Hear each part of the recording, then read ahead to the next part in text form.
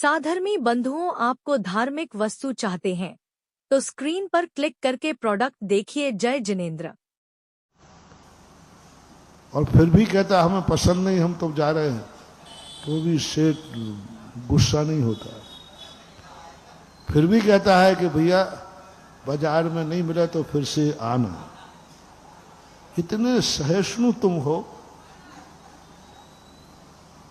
अंदर से तो गुस्सा आ रहा है, लेकिन बाहर से तुम्हें दिख रहा है कि यदि गुस्सा किया तो दुकानदारी बैठ। तो साधु संत ज्ञानी पुरुष बनिया तो नहीं होता लेकिन ज्ञानी होता है। वो कहता है कि वो सोचता है कि इसने हमें गाली दी, इसने मेरे ऊपर उपसर किया, लेकिन मुझे इससे क्रोध नहीं करना, द्वेष नहीं करना, क्योंकि हमें ज्ञानियों के मुख से प्रशंसा सुनना है। यदि तुम चाहते हो कि हमारी प्रशंसा ज्ञानी लोग करें, हमारी प्रशंसा साधु संत करें, हमारी प्रशंसा भगवान के मुख से निकले, हमारे जीवन की कथा शास्त्रों में लिखी जाए, इसके लिए क्या करें?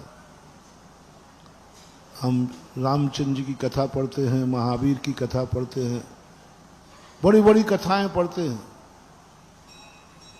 क्या अपन लोग अपनी कथा को रूप नहीं दे सकते? वो भी तो इंसान ही थे, उनकी कथा क्यों बन गई?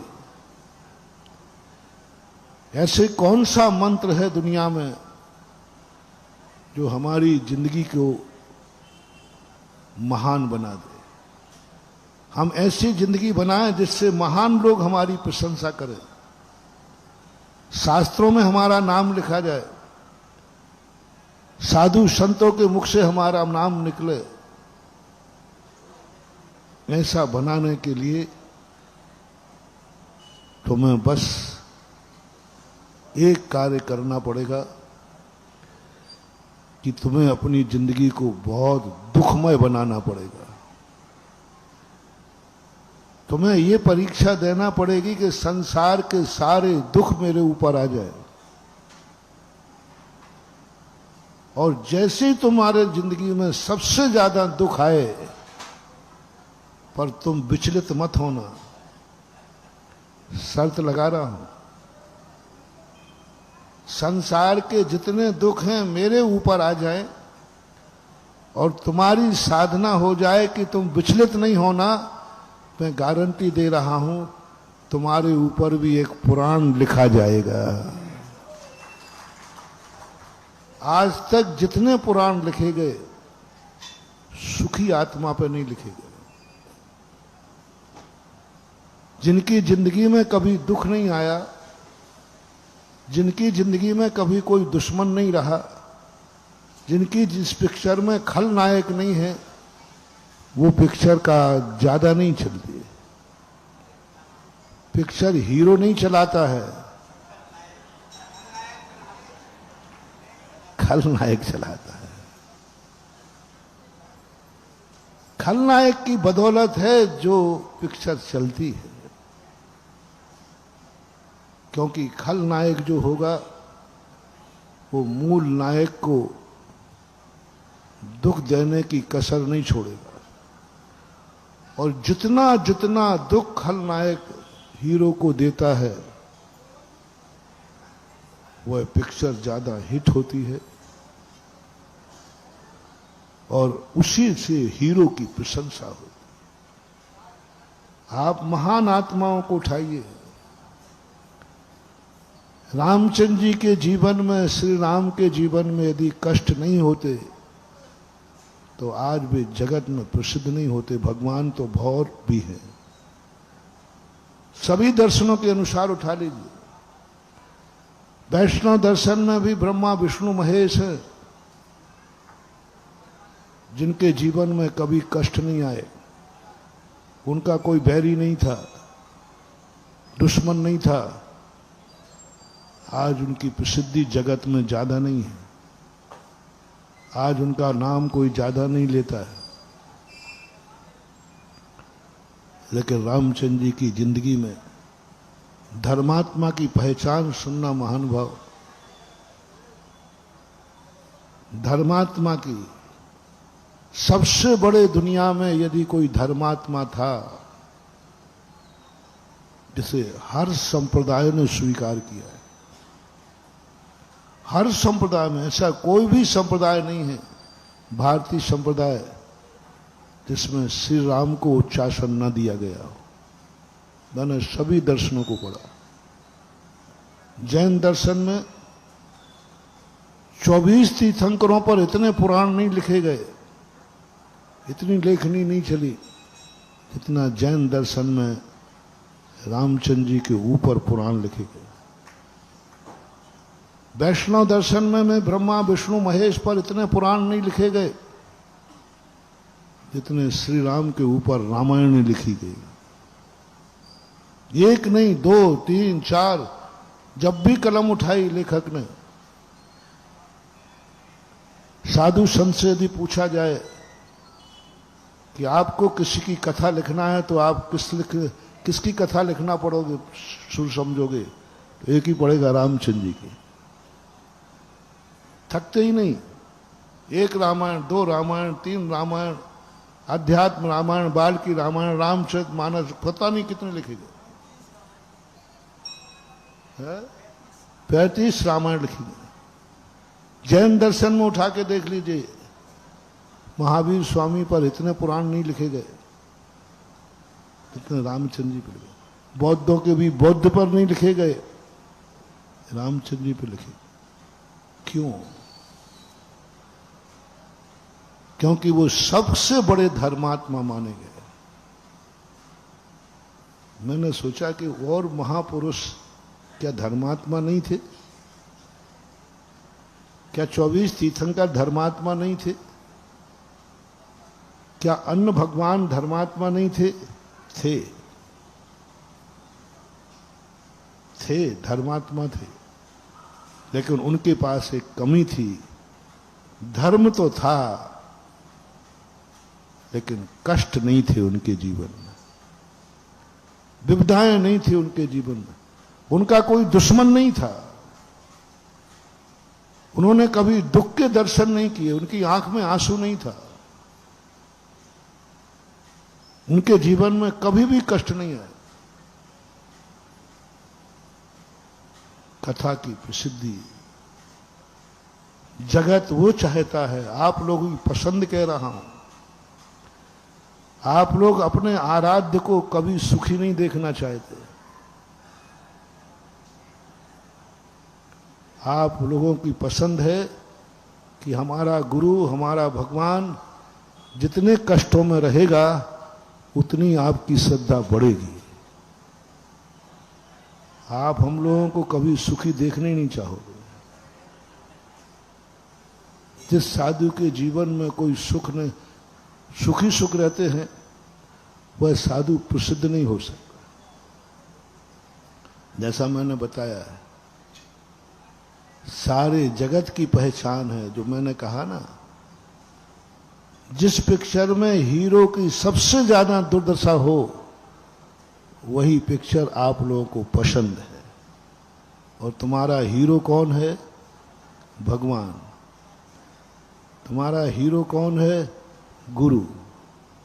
यही तुम्हारे हीरो है। और तुम्हें चाहिए पसंदीदा हीरो, पसंदीदा भगवान, पसंदीदा गुरु, तो उसको तो जीवन में कष्ट उठाना ही पड़ेगा। संसार में सबसे बड़ा धर्मात्मा था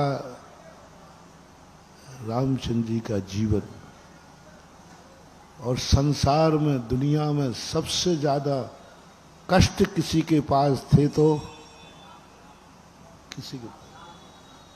आप बोलो, आप लोग कहते महाराज जी ये क्या बात है, धर्मात्माओं पर संकट क्यों आते हैं? अधर्मी खूब फल फूल रहा है, अधर्मी के खूब ऐसा आराम हो रहे, धन है, दौलत है, सब कुछ उसके पास है, और जो धर्मात्मा है उसके आंख में सदा आंसू बना रहता है। मैंने कि ये परंपरा कोई आज की नहीं है, अनादिकाल की। पूरी जिंदगी भर रावण सुखी रहा, उसकी जिंदगी में कभी दुख नहीं आया, और रामचंद्र जी की जिंदगी में कभी सुख नहीं आया। और जो रामचंद्र जी की संगति में आया वो भी दुखी रहा, और रावण के अनुसार जो चला वो सुखी रहा, और रावण के विरुद्ध में जिसने चला वो भाई भी क्यों ना हो उसको भी दुख दिया गया। नीति समझे जिस प्रसंग को मैं आज ले रहा हूं, उस अंधेरी रात को तुम्हें जो भय दिख रहा है, उस अंधेरी रात में आपको प्रातःकाल का दर्शन कराना चाहता हूं। पूरी रात अंधियारी है, तुम्हें बस इतना सोचना है, ये रात अंधेरी नहीं है, ये प्रातःकाल की तैयारी है। इसके बिना प्रातःकाल कभी आएगा नहीं। रावण पूरी जिंदगी भर सुखी रहा, पूरी जिंदगी भर, एक बार भी उसकी जिंदगी में कभी कष्ट नहीं आया। तो रामचंद्र जी की पूरी जिंदगी उठा के देख लो, और जो जो उनकी जिंदगी में संबंध बने वे सब दुखी रहे। रामचंद्र जी को जन्म देने वाले पिताजी कितने दुखी हुए, उसी दुख में उनकी मृत्यु भी हो गई। चारों माताएं जो थी रामचंद्र जी की माताएं हैं, उनको भी वैधव्य का दर्शन करना पड़ा। लक्ष्मण भाई बना तो उसको भी सबको मालूम है, जिस लक्ष्मण को कोई सुला नहीं सकता था उसे भी लक्ष्मण शक्ति लगी श्री राम के कारण। विदेही पत्नी बनी रामचंद्र जी की, आते ही क्या हुआ सीता के साथ सबको मालूम। इन सगे सगे संबंधियों के ये हाल हैं, तो सुनो रे भक्तों, तुम्हारे क्या हाल होंगे मैं पहले ही से बता देता हूं। इन सगे संबंधियों के ये हाल हैं, और स्वयं श्री राम के ये हाल है। श्री राम के ये हाल है, उनसे जिनके संबंध हुए, रिलेशनशिप भी, उनके भी ये हाल है। अब तुम क्या कामना कर रहे हो? ना तुम उनके बाप हो, ना तुम उनके भाई हो, ना उनकी तुम माँ हो, ना उनकी तुम पत्नी हो, उनसे तुम्हारा कोई संबंध नहीं है, मात्र एक भक्ति का संबंध है। तुम क्या कल्पना कर सकते हो?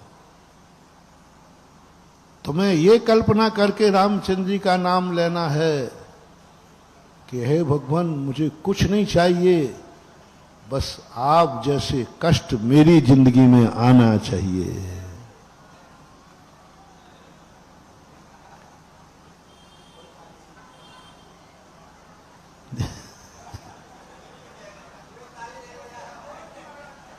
लोगों की आत्मा कांप रही। अरे महाराज जी ऐसा मत कहो बेटा, सत्य को तो पचाना पड़ेगा। और सही भक्त वह है, सही भक्त वह है जो अपने भगवान के जीवन को अपना जीवन बना लेता है, उसी का नाम भक्ति है। भगवान के जीवन को अपना जीवन बना लेना ही सही भक्ति है। गुरु का जीवन हमारा जीवन बन जाए, यही सही भक्ति है। माँ बाप का जीवन हमारा जीवन बन जाए, यह सही बेटे का लक्षण है। भाई का जीवन मेरा जीवन बन जाए, यही सही है। भाई को वनवास हुआ, लक्ष्मण कहता है कि नहीं, मैं सगा भाई हूं, जैसी जिंदगी भाई की होगी वैसी जिंदगी हमारी होगी, यही सगे भाई का लक्षण है। और पति पत्नी की ओर सुन लो, अब आया है तो कहूंगा तो सही,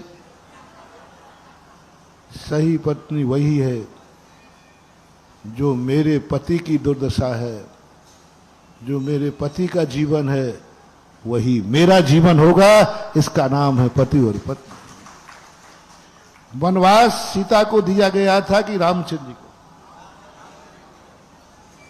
रामचंद्र जी को दिया गया। पत्नी कहती है नहीं, मेरा संबंध है, जो तुम्हारी दशा होगी वही मेरी होगी, जहां तुम होगे वहां मैं होऊंगा, तुम्हारा जीवन कष्ट में तो मेरा जीवन कष्ट में, दोनों में एक जीवन, मेरे पति का जीवन है वही मेरा होगा। बहुत समझाया सबने, दशरथ ने भी कहा, कैकेयी ने भी कहा कि मैंने कब कहा कि सीता जी वनवास जाए? मैंने सीता को नहीं भेजा वनवास, मैंने लक्ष्मण को वनवास नहीं दिया। लेकिन सीता कहती है हम दोनों का ऐसा संबंध है, सही पत्नी यदि मैं हूं तो पति की जो जिंदगी है वही जिंदगी मेरी होगी, इसका नाम है रिलेशनशिप।